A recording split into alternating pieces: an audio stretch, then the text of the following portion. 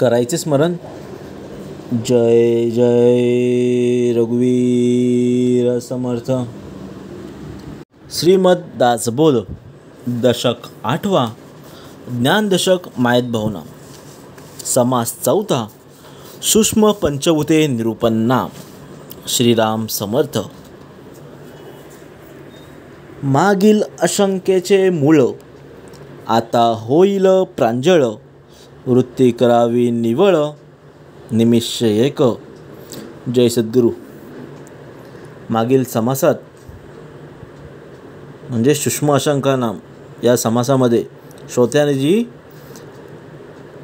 शंका व्यक्त केली होती, प्रश्न विचारला होता, ती आता समूळ नष्ट होईल अशा प्रकारे स्पष्टीकरण समर्थांनी दिलेलं आहे. ते आपल्याला आता श्रवण करायचं आहे. त्यात आपल्याला पुढच्या ओळीमध्ये श्रवण करायचं आहे. ब्रह्म मूळ माया जाळी, तिच्या पोटा माया आली. मग ते गुणा प्रसवली, म्हणून गुण शोभिनी. म्हणजे या परब्रह्माच्या ठिकाणी सर्वप्रथम सूर्यकृत रूपाने अव्यक्त सूक्ष्म अशी मूळ माया उत्पन्न झालेली आहे. आणि तिच्याच पोटी जी माया झाली तिच्यापासून सर्व गुण झालेले आहेत, म्हणून तिला गुणशोभिनी माया असं म्हटलेलं आहे. पुढे तिच्या पासाव कोण, सत्व रज तमो गुण. तमगुणापासून निर्माण झाली पंचभूते. आता समोर सांगतात तर तिच्यापासून कोणते गुण झालेत म्हणून म्हणाल तर सत्व रज तमगुण हे उत्पन्न झाले. 3 गुण उत्पन्न झाले आणि या तमगुणापासून हे पंचमहाभूते निर्माण झाली. ऐसी भूते उद्भवली, पुढे तत्व विस्तारली. एव तमगुणापासून झाली पंचमहाभूते. म्हणजे याप्रमाणे प्रथम जी सूक्ष्मत्वाने उत्पन्न झालेली आहे, नंतर सृष्टीरूपाने विस्तार करून दृश्य झालेली आहे, आणि या तमगुणापासून हे सर्व पंचमहाभूते निर्माण झालेली आहेत. मूळ माया गुणा परती, ते भूते कैसी होती. ऐसी अशंका हे श्रोती, घेतली मागा. म्हणजे मागच्या समासेमध्ये किंवा पूर्वी श्रोत्याने शंका विचारली होती, मूळ माया तर गुणा पलीकडील आहे, मग तिथे पंचमहाभूते कशी.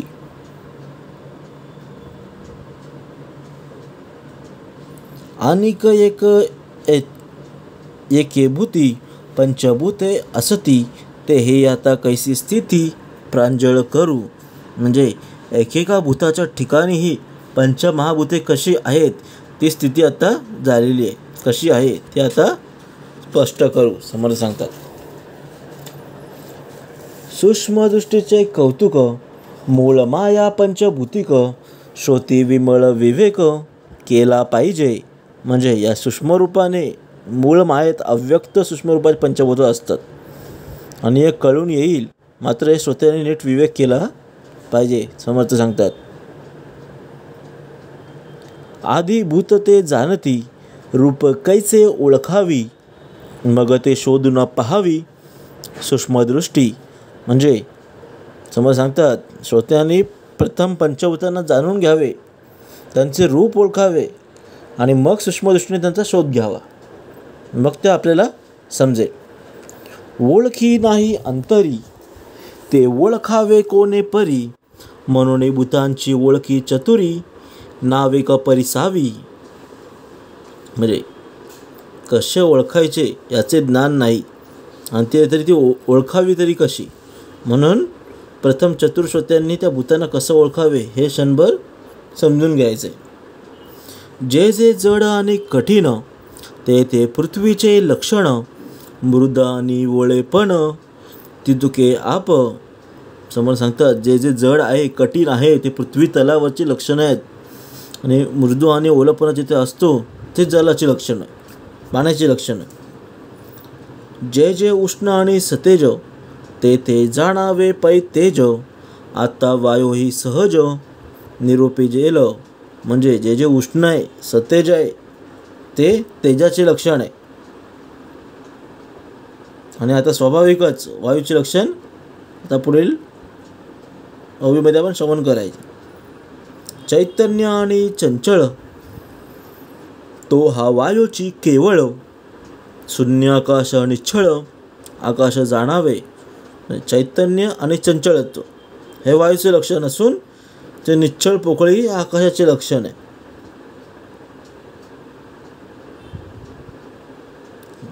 ऐसी हे पंच महाभूते ओळखी धरावी संकेते, आता एकी पांचभूते सावध ऐका. समोर सांगतात याप्रमाणे हे 5 भूते सांगितलेली आहेत. कोणती?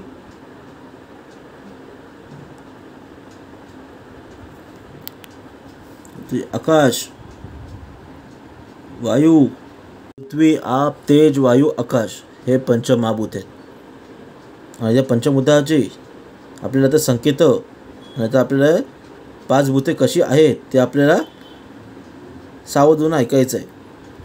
जे त्रिगुणाहुनी पर त्याचा सूक्ष्म विचार, या लागी अति तत्पर होऊनी ऐका. म्हणजे या त्रिगुणांच्या पलीकडे जो आहे त्याचा विचार अत्यंत सूक्ष्म आहे आणि म्हणून तो अति तत्पर आहे. सूक्ष्म आकाशी कैसी पृथ्वी तेची आधी निरोपावी, येथे धारणा धरावी श्रोतेजनी. म्हणजे या सूक्ष्म आकाश तत्वात मोठी तत्व कसं आहे ते आधी स्पष्ट करून सांगितलं जाईल. तरी श्रोत्यांनी एकाग्र करून श्रवण करावे. आकाश म्हणजे अवकाश शून्य, शून्य म्हणजे ते अज्ञान, अज्ञान म्हणजे जडत्व जाण त्याची पृथ्वी. समज सांगतात आकाश म्हणजे शून्य पोकळी आणि शून्य म्हणजे अज्ञान, अज्ञान म्हणजे जडत्व आणि तेच तो पृथ्वीमध्ये मनुष्यामध्ये. आकाश स्वय आणि मृद तेची आप स्वत सिद्ध, आता तेज तेही विषेद करुण दाऊ. म्हणजे या आकाश स्वतः मृदू आहे आणि मृदता हा पाण्याचा गुण आहे. म्हणून याप्रमाणे येथे आप हे तत्व दाखवलेलं आहे. आणि आता तेज तत्व आकाशात कसे आहे हे आपण स्पष्ट करू. अज्ञाने भासला भास तोची तेजाचा प्रकाश, आता वायो सावकाश साकल्य सांगो. म्हणजे अज्ञानामुळे जो प्रकाश जाणवतोय तो तेज तत्व आहे. आता वायू तत्व कसं आहे ते आपल्याला श्रवण करायचं आहे. वायो आकाश नाही भेद, आकाश इतुक्या असे स्तब्ध, तथापि आकाशी जो निरोध तोची वायो. वायो आकाश यात शंका भेद नाही. आकाश इतकाच तो शब्द आहे आणि त्याच्या आकाशाच्या ठिकाणी जो प्रतिबिंब आहे तो वायू आहे. आकाशी आकाश मिसळले हे तो न लगे की बोलिले, येणे प्रकारे निरूपिले आकाश पंचभूत. म्हणजे या आकाशात आकाश तत्व मिसळलेले आहे हे सांगायची काही आवश्यकता नाही. या प्रकारे आकाश आणि या महाभूतात सर्व पंचमहाभूते कशी आहेत हे सर्व स्पष्ट केलेले आहे. वायोमध्ये पंचभूते तेही ऐका एकचित्ते, बोली जेथे ते समजते यथान्वये. म्हणजे आता या वायूमध्ये पंचमहाभूते कशी आहेत ते आता आपल्याला अनुक्रमे सांगितली जातील. हळू फूळ तरी जड, हळू वारा तरी निबिड, वायो लागता कडाड मोडती झाडे. म्हणजे फूल हलके जरी असले तरी त्याला थोडी तरी वजन असते आणि वास हा वाऱ्या वाहत असला तरी तो वायू तत्व घटनानेच असते. म्हणून या वाल्यांकडे जो असा आवाज होऊन झाड मोडून पडतात. जरा वारा जरी आला तरी झाडं मोडून पडतात. तोळे विन झाडे मोडे, ऐसी हे काहीच न घडे, तोल तोची लय जडे पृथ्वीचा अंश. म्हणजे वजनाशिवाय झाड मोडले असं कधी घडत नाही. म्हणजे वायूला वजन आहे आणि वजन तोल हा वायूच्या ठिकाणी असलेला पृथ्वी तत्वाचा अंश आहे. येथे श्रोते आशंका घेती, तेथे कैसे झाडे होती, झाडे नव्हती ते शक्ती कठीण रूप आहे. हे सर्व ऐकून श्रोत्यांनी शंका केली. हे सर्व पंचमहाभूताचे वर्णन चालले असताना ते झाडं आलं कुठून? ती दृष्टी वक्त्या झाल्या उत्पन्न झाली. त्यावर वक्ता म्हणतोय, झाडे नव्हती तर या वायूच्या ठिकाणी शक्ती तर होतीच ना. म्हणून वायूची शक्ती हे त्यातील कठीणपण आहे. आणि या कठीणपणा हे पृथ्वीचे लक्षण आहे. म्हणजे तिथे पृथ्वीचा अंश आहे. वन्नी स्फुल्लिंग लहान काही तरही असे उष्ण तैसे सूक्ष्म जडपण सूक्ष्म रूपे. म्हणजे अग्नीची अगदी लहान ठिणगी असलेली तरी तिथे अगदी किंचित का होईना ती उष्ण असते. आणि या सूक्ष्ममुळे वायूमध्ये सूक्ष्म रूपाने जडपणा येतो. मृदपणे त्याची आप भास तेजाचे स्वरूप वायू ते चंचल रूप सहजची आहे. म्हणजे या वायूमध्ये जो हलवरपणा आहे तो आपतत्व आहे आणि त्यातील प्रकाश हा तेजाचा गुण आहे. शिवाय जणू जिथे वायू आहे तो चंचलपणा सहजच आहे. सकळांचं मिळून आकाश सहजची आहे अवकाश पंचभूतांचे अंश वायूमध्ये निरूपिले. म्हणजे या सकल भूतांमध्ये आकाश हे आकाश रूपाने सहजच आहे. आणि याप्रमाणे वायूमध्ये पंचमहाभूताचे अंश कष्ट असतात आपल्याला स्पष्ट करेल. आता तेजाचे लक्षण भासलेपणे ते कठीण तेजी ऐसी ओळखण पृथ्वी याची. म्हणजे आता तेजामध्ये ते कसे आहेत ते सांगतात. आणि प्रकाश हे तेजाचे लक्षण आहे आणि त्याचे जडत्व हे त्यांची वृत्ती तत्व आहे. भासला भास वाटे मृद तेजी आप तेजी प्रसिद्ध तेजी त्याचं स्वतःसिद्ध सांगण्याची न लगे. जो आपल्याला प्रकाश दिसतोय तो आपल्याला मृदू वाटतो आणि त्या आपतत्व तेजाच्या ठिकाणी ते आपल्याला समजावं लागेल. आणि तेजात तेज असते हे तर प्रसिद्ध आहे, हे सांगण्याची आवश्यकता आपल्याला नाही. तेजी वायू तो चंचळ तेजी आकाश निच्छळ तेजी पंचभूते सकळ निरोपिली. म्हणजे या तेजातील चंचलपणा हे वायुतत्व आहे तर निश्चळपणा हे आकाशतत्व आहे. म्हणून याप्रमाणे तेजात पंचमहाभूते कशी आहेत ते स्पष्ट केलेले आहे. आता आपाचे लक्षण आप तेजी जे मृदपण मृदपण ते कठीण त्याची पृथ्वी आपी आप सहजची असे ते मृदपण भासे वायू स्तब्धपण दिसे मृदत्वा अंगी आकाश न लगे सांगावे ते व्यापकाची स्वभावे आपे पंचभूताची नावे सूक्ष्म निरूपिली. आता 3 अवन श्रवण केल्यात. आप म्हणजे पाणी, आप तत्व त्याचं मृदूपण होय. हलके पाणी आणि जड पाणी असे आपण म्हणतो. या जड पाण्यातील जडत्व हे पृथ्वी तत्व आहे. आपांत आपतत्व सहज असते म्हणून हे तेज मृदपणाने वाचते. वायू हा मृदत्वाचा अंग स्तब्धपणे दिसतो तर आकाश त्या तत्वाच्या व्यापक स्वभावामुळे मुद्दाम वर्णन करून सांगण्याची आवश्यकता नाही. आणि याप्रमाणे आपाच्या ठिकाणी महाभूते कशी आहेत ते स्पष्ट करून सांगितलेले आहे.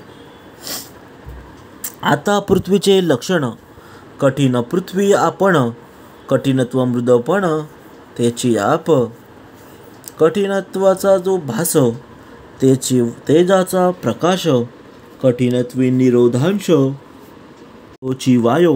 म्हणजे आता या पृथ्वी तत्वात जी कशी आहेत ते आपल्याला पाहायचं आहे. कठीणपणा हा पृथ्वी तत्वाचा गुण आहे आणि या कठीणपणात हा मृदुता आहे, आप तत्व होय.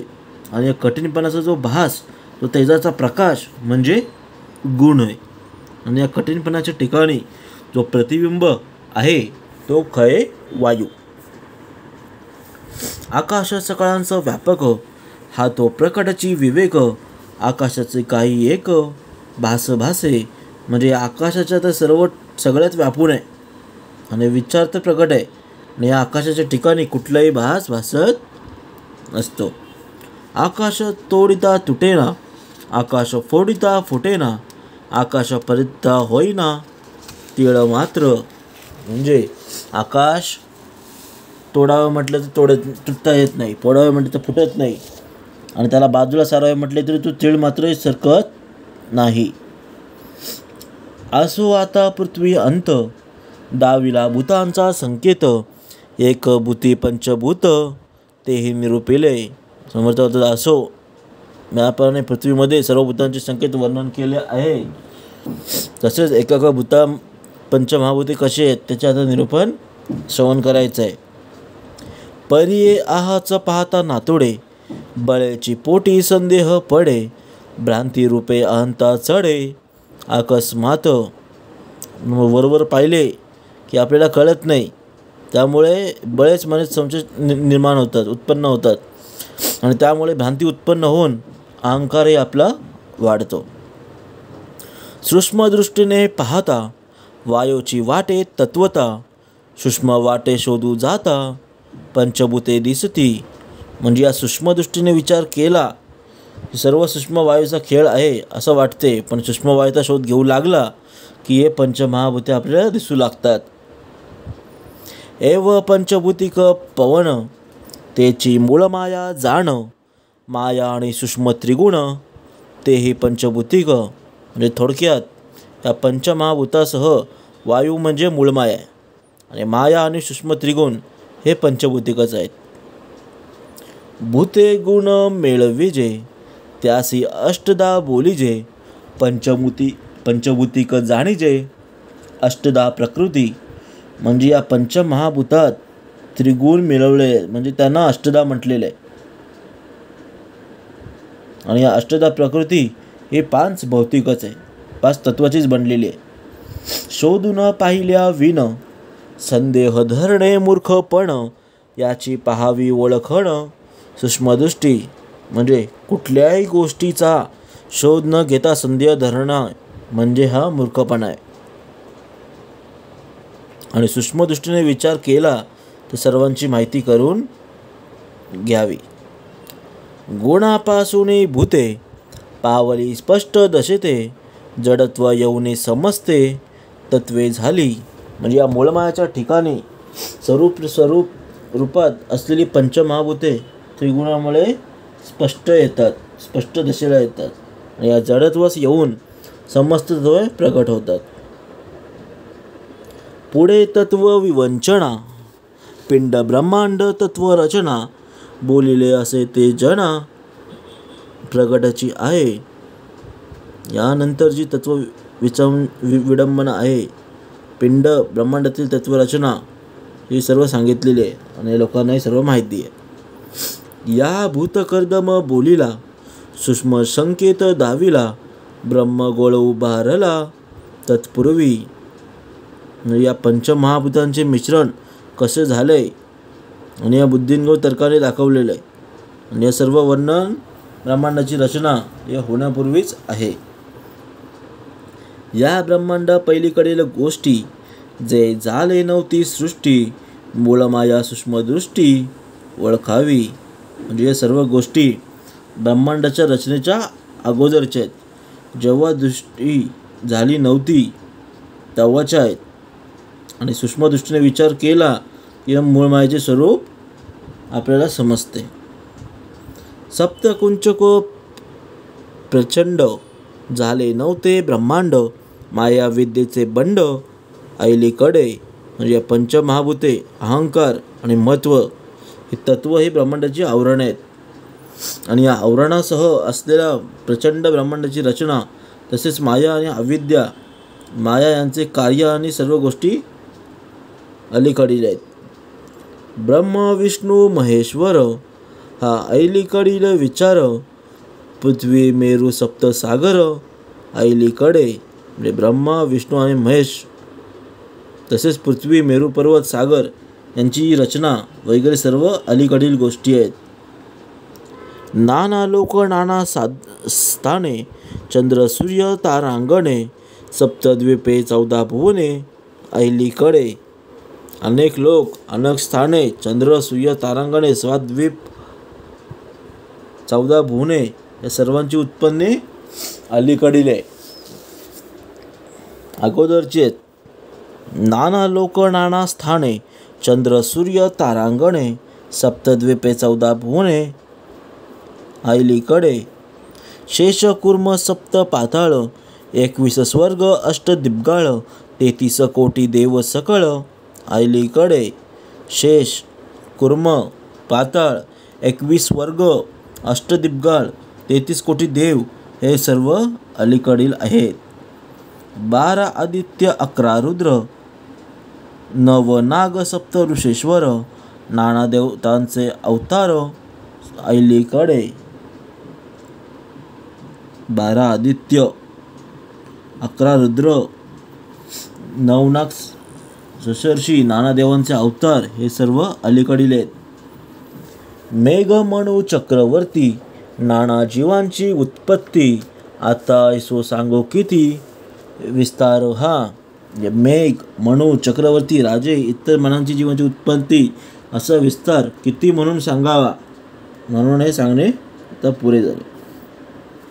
सकळ विस्ताराचे मूळ, ते मूळ मायाचे केवळ, मागा निरूपली सकळ पंचभूतिक. म्हणजे या सर्वांचे विस्ताराचे मूळ केवळ मूळमाया आहे. आणि ती मूळमाया पंचभूतिक कशी आहे हे आपण मागच्या समासामध्ये वर्णन केलेले आहे. सूक्ष्मभूते जे बोलिली, त्याची पुढे जडत्वा आली, ते सकळ ही बोलिली पुढील समासी. म्हणजे या प्रथम ज्या सूक्ष्म पंचभूताचे वर्णन केले आहे तीच पुढे जडत्वास कशी आली याचं आपल्याला वर्णन पुढील समासात केलं जाईल. समर्थ सांगतात, पंचभूते पृथक्कारे, पुढे निरूपिले विस्तारे, ओळखी कारणे अत्यादारे, श्रोते श्रवण करावी. म्हणजे या पंचमहाभूतापैकी प्रत्येकाचे स्वतंत्र सविस्तरपणाने पुढील समासात व्यक्त केलेले आहे, वर्णन केलेले आहे. त्याची ओळख कशी पटावी म्हणून श्रोत्यांनी आपल्याला श्रवण करायचे. पंचभूतिक ब्रह्मगोळ, जेणे कळे हा प्रांजळ, दृश्य सांडून केवळ वस्तूचा पाहिजे. म्हणजे या ब्रह्मांड गोल पंचभूतिक कसा आहे हे स्पष्टपणे कळेल आणि म्हणजे दृष्टीची आसक्ती सुटून आत्मवस्तूची प्राप्ती होईल. महाद्वार ओलांडावे, मग देवदर्शन घ्यावे, तैसे दृश्य हे सांडावे जाणूनिया. जे प्रथम महाद्वार ओलांडावे तेथे देवदर्शन होते आणि त्याप्रमाणे या दृष्टसृष्टीचे रूप जाऊन तिचा घेऊन त्याग करायचा आहे. म्हणून दृश्याच्या पोटी आहे पंचभूतांची दाटी, एकपणे पडिली मिठी दृश्य पंचभूता. म्हणजे या दृष्टसृष्टीच्या पोटी पंचमहाभूतांचीच गर्दी झालेली आहे आणि या पंचमहाभूते यांची एक पण मिठी पडली म्हणजे दोन्ही एक रूपेच आहेत. म्हणून सर्व हे दृश्य पंचभूतिकच आहे. एव पंचभूतेची दृश्य सृष्टी रचली सावकाश, श्रोती करावे अवकाश, श्रवण करावे.